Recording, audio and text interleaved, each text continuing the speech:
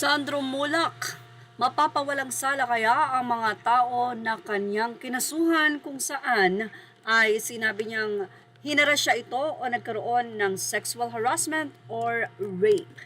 Ito nga ay nirebisa sa Senate kung saan ay naidetalye ang mga nangyari. Siyempre, ang bawat kampo ay ipagtatanggol ang kanilang mga kampo dahil yan naman ang gawain ng mga abogado.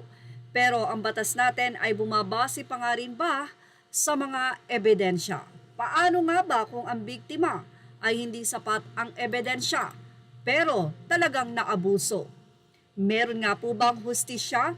Ngayon nga ay lumalabas na tila negatibo itong si Sandro Marcos sa nasabing ipinagbabawal na gamot katulad ng kanyang naging testamento o statement sa Senate hearing kung saan ay matatandaan itong si Sandro na siya ay medyo nahilo, naliyo.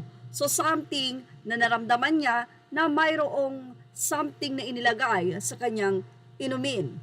Ayon din sa naging abogado ni Jojo at ni Richard Cruz na si Attorney Maggie Garduque, lumalabas nga sa medical legal na hindi totoo ang naging pahayag nitong si Sandro dahil walang ipinagbabawal na gamot na lumabas sa nasabi nga pong pag-e-examine sa katawan nitong si Sandro Mulak.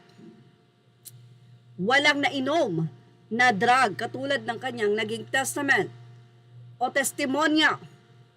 At ayon din sa abogado ng dalawang GMA contractor independent or independent contractor, that night or that day, ang oras na yon ay kausap pa raw ni Sandro Mulak ang kanyang girlfriend.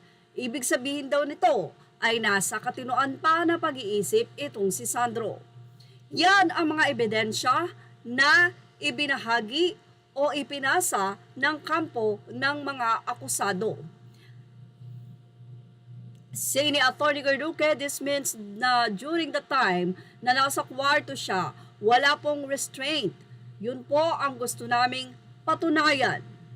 At dahil medyo matagal na rin naman ang nasabing kaso, ilang buwan na ang nakalipas bago pa matest ang katawan o yung liquid sa body nitong si Sandro, ay pwedeng na-wash out na nga ito. Yan ang pwede namang gawing dahilan o reason ng panig nitong si Sandro Mulak laban sa mga akusado.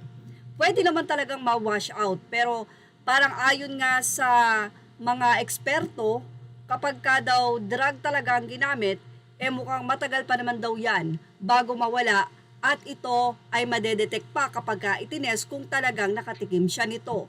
Samantala, kung sakasakali man na hindi ito nakita, siguradong hindi naman siguro drug yung inilagay, pero for sure na nakakahilo dahil na rin sa sinabi o kwento ni itong si Sandro na siya ay nakaramdam ng ganoon sa kanyang sarili.